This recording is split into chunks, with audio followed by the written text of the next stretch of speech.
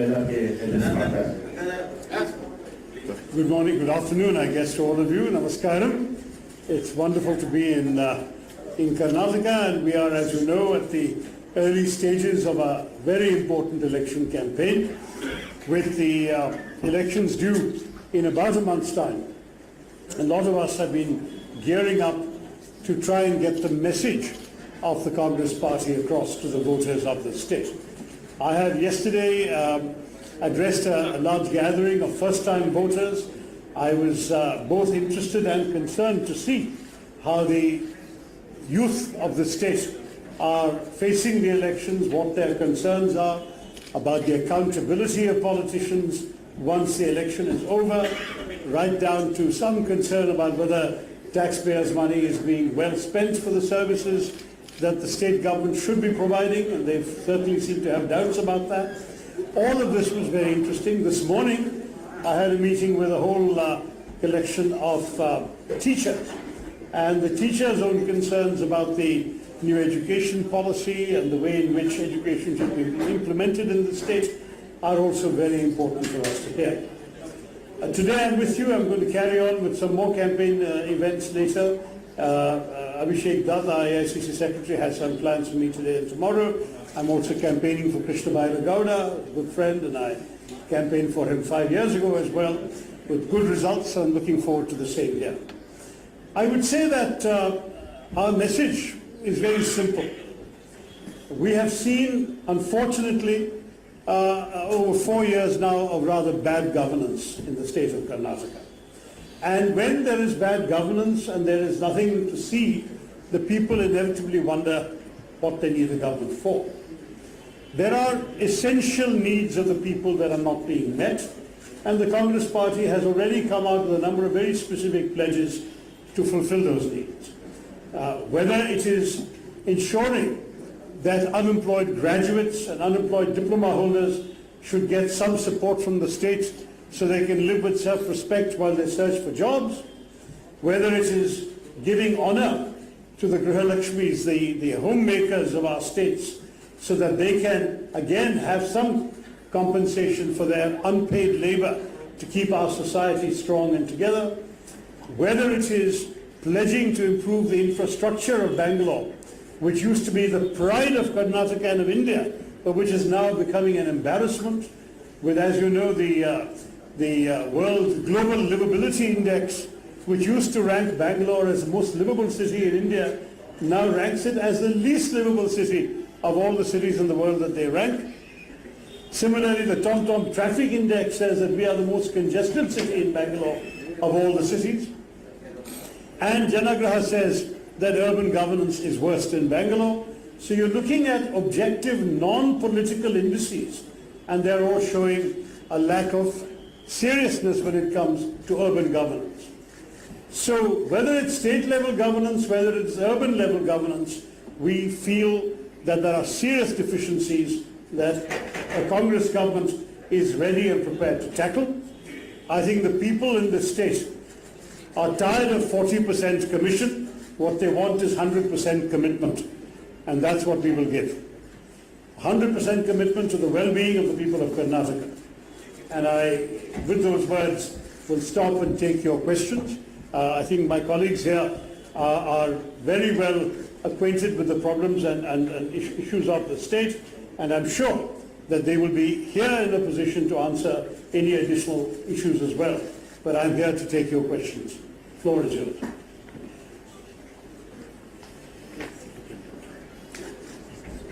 Sir, how do you see Kharge as Karnataka CM so that we can acquire AICC president post? Listen, Mr. Kharge is my very respected party president, and I think now that he has been in the saddle as presiding over the party, we are all giving him our full support. The Congress party has a tradition of not discussing CM candidates till after an election is over. And that is a healthy practice, because at the moment we want everyone, leaders, fresh entrants, to focus on winning the elections first. And once the elections are won, I'm sure that we can have more time to discuss various options. How do you see the claim at Prabhu What issue, sorry? Amul, it's Oh, the Amul issue, yeah. Karnataka. We have a local brand, Nandini. That's right. We all want to protect the Nandini brand, which has been built up with such care. But I think a buy media has to be found. And certainly one of the good things we should have is Nandini should also be exported to more states. If we start getting too protectionist, we may not be helping. Our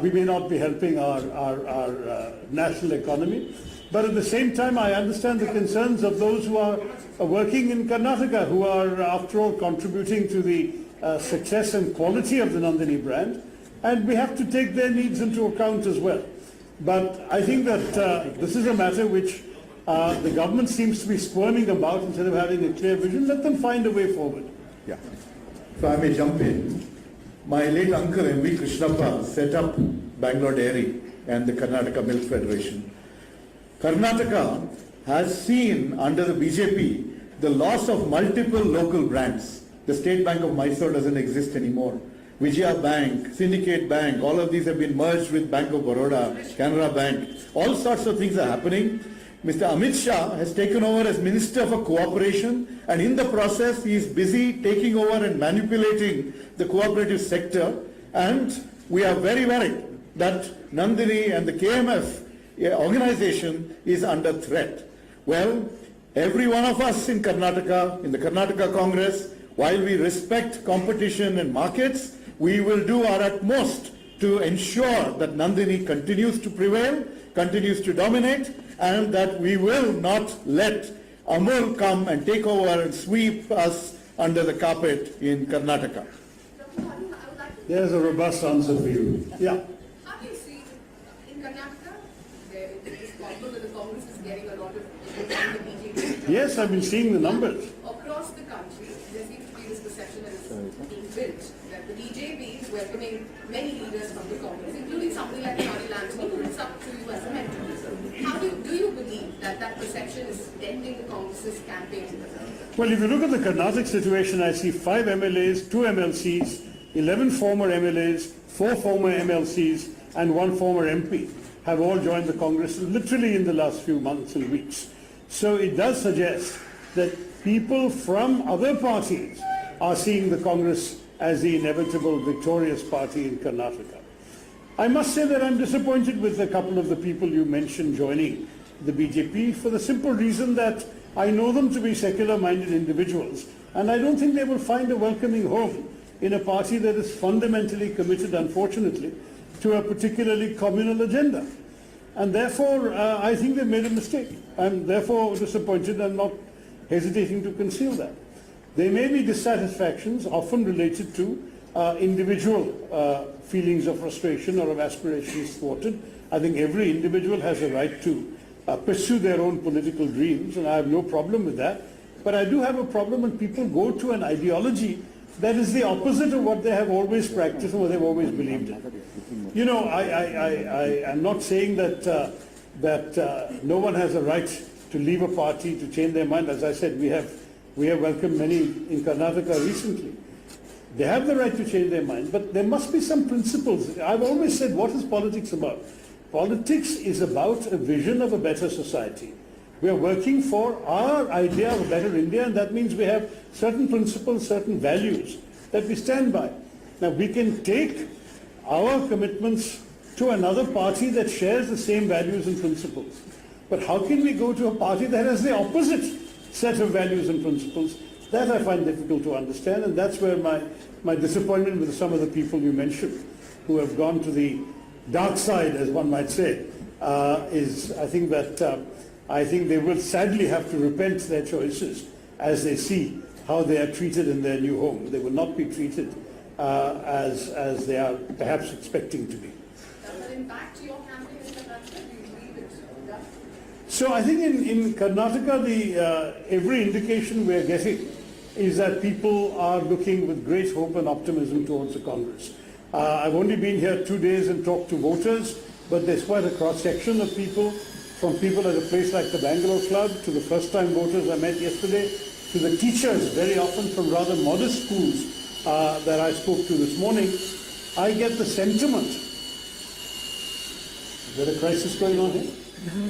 Oh, I get the sentiment that people are interested very much in seeing the Congress offer a respectable alternative to the misgovernance that they've endured in the last 4 years. And I think people in Bangalore particularly see that their city has such great potential. It's so sad that a city that was very evidently the most favored destination for IT investment, for example, till a few years ago, certainly 2017, 2018, investment kept on going up. Now it's been plummeting in the last 3-4 years. And investments are coming, but they're going to other cities. Why is that? It's again a reflection of urban governance or misgovernance by those who are in power in this state. So I will say to all of you that the need for change could not be more palpable.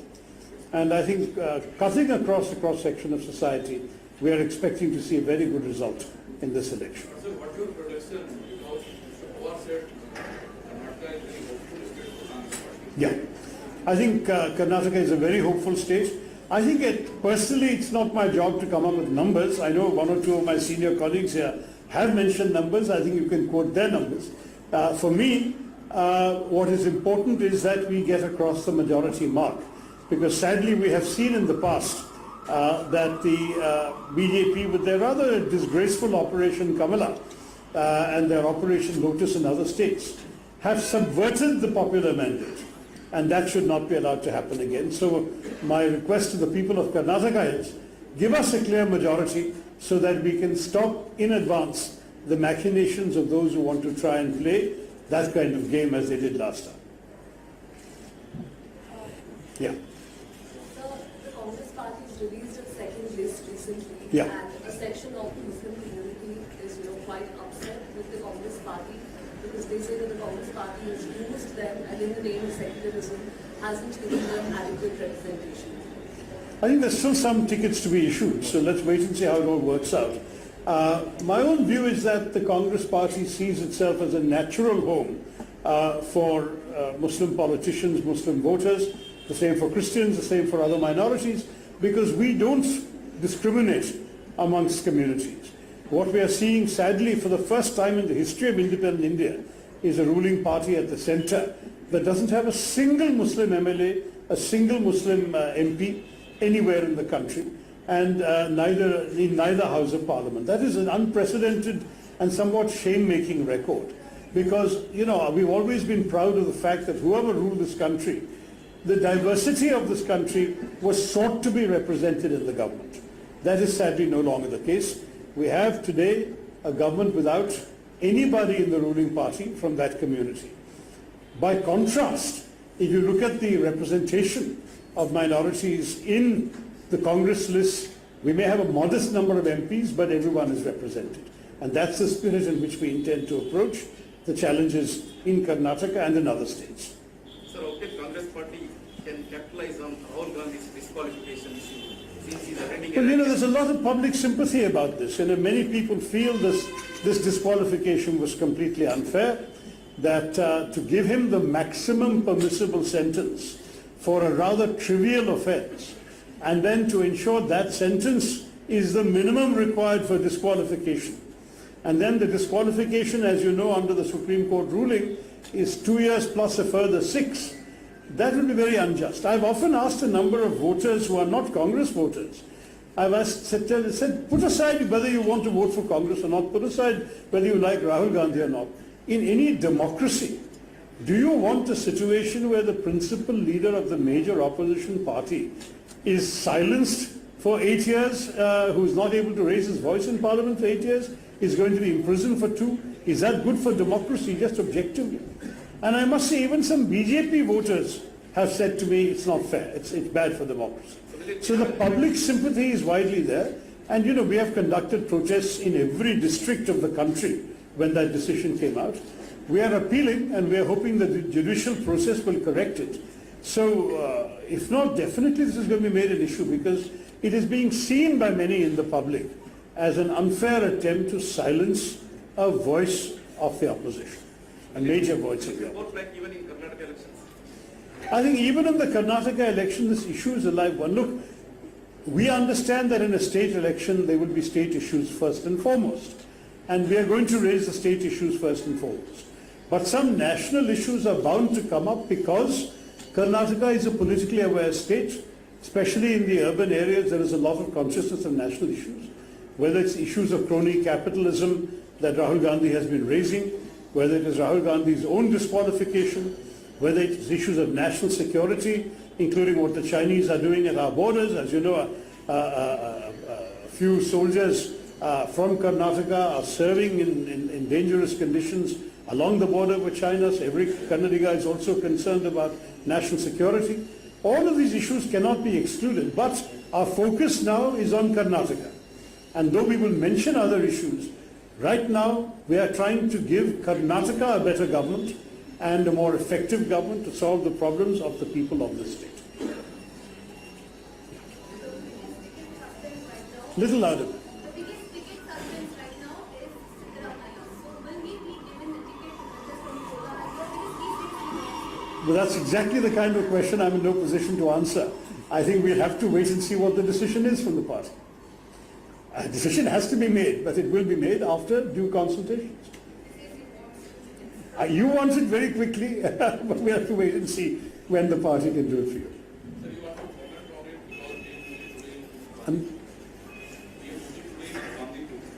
Yes, I gather he's going for the Tiger project, right? Well, I'm glad that he's preserving tigers. We'd like him to preserve the well-being of Kannadigas also.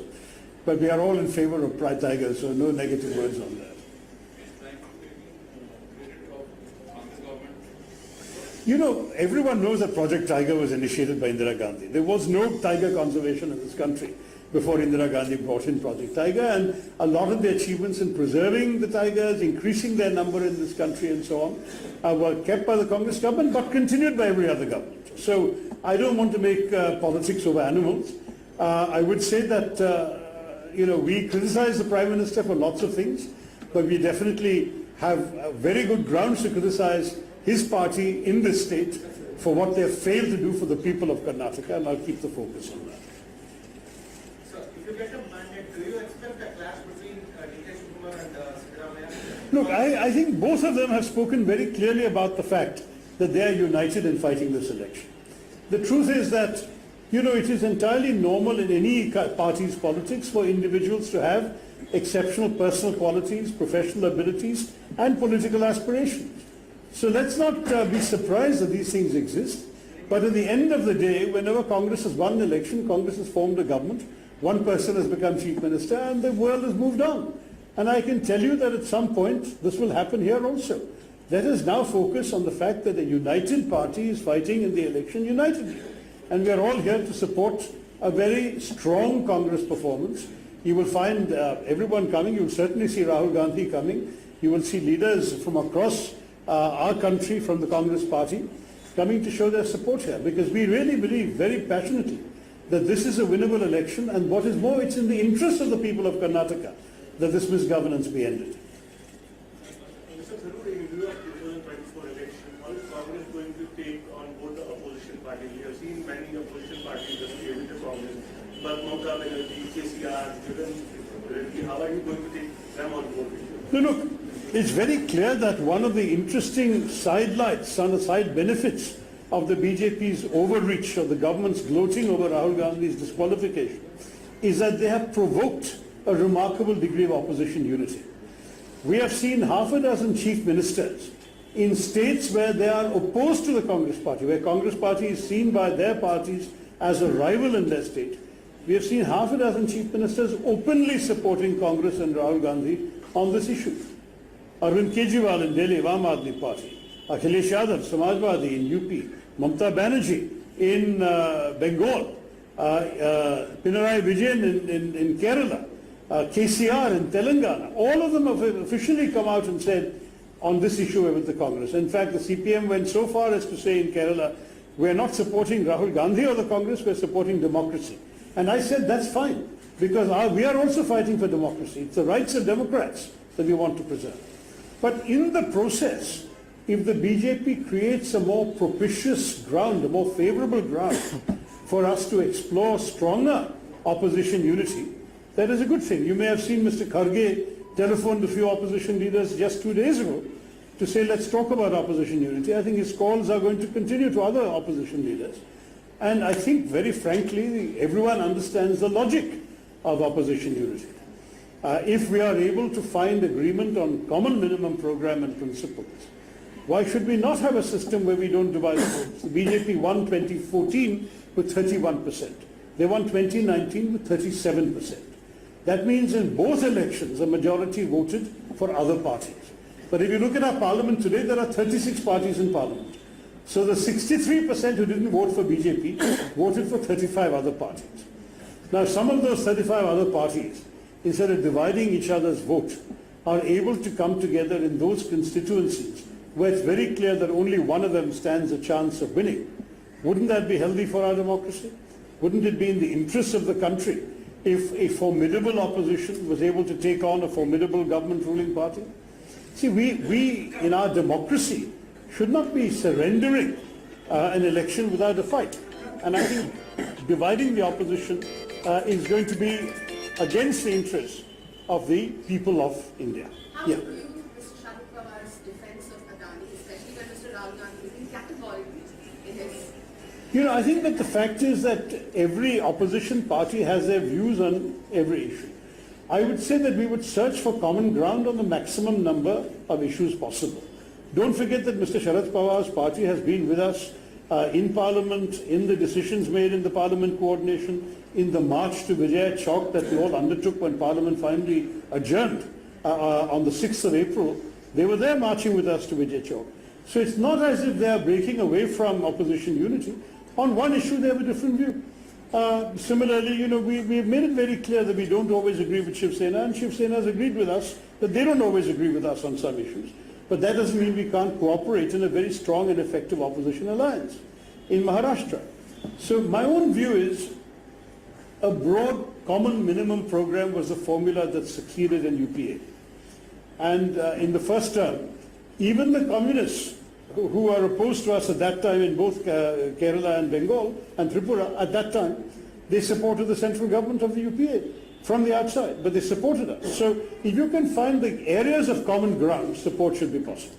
But the areas of common ground have to be explored and agreed first. But many opposition leaders are saying that Congress wants everyone around them. They don't want everyone to be equal. They want around them. Congress. I think all this is subject to further discussion, further negotiation. The point is, when the conversations haven't happened, how can you come to conclusions? On yesterday, BJP leaders are busy visiting missions, and PM Narendra Modi is going to visit Secularism in Delhi. And you must have read the interview of Cardinal Marshall challenging the New Indian Express. So how do you respond to that? Look, the BJP is clearly attempting an outreach to the Christian community, particularly in a state like Kerala, where there is a significant Christian minority, and they are quite likely to try similar things in Karnataka, where, of course, there is a smaller but still influential Christian minority as well. And we welcome any attempt to show that all Indians are equal and that all Indians are guaranteed rights in our constitution, irrespective of their religious identity, their caste, their language, their creed, etc. Having said that, we have to ask the BJP some honest questions. Are they the party that is, where the Prime Minister is visiting a cathedral and making a speech? Or are they the party that has condoned in silence, without a single word of criticism, attacks on numerous churches over Christmas in a multiple number of states? Are they the party that lent tacit support to an appeal by a Sangh Parivar outfit that all Christian Adivasi should be denied scheduled tribe status? Are they the party that has been complicit in denouncing Christian missionaries and priests, and that has actually burst into Christian services and dragged the pastors out to be taken to prison and to police stations? They have to explain who they are. It's very easy for a Prime Minister to make a speech. Our Prime Minister particularly likes making speeches. But his own Man Ki Baat may not be enough in this case. I think we need the Christian Jan Ki Baat here. They also need to know how their daily life and their priorities are being treated. Sir, Anthony is right from BJP. I'm sorry? What's your comment? Anthony is right. Anthony. Yes, yes, yes. That's BJP. Yeah. What's your comment on this? I've already answered that question earlier. I'm deeply disappointed. I think that secular individuals will not find a welcome home in the BJP. I've already said that. Okay? So how about Tharoor running for PM post in 2020? I think we already have a party president. We have party leaders. There's no shortage of aspirants from various other parties as well. I don't think that that's a question. Right now, our objective ought to be let's create a CM in Karnataka and worry about PMs later. Thank you all very much. Jai Hind. AIP speaker.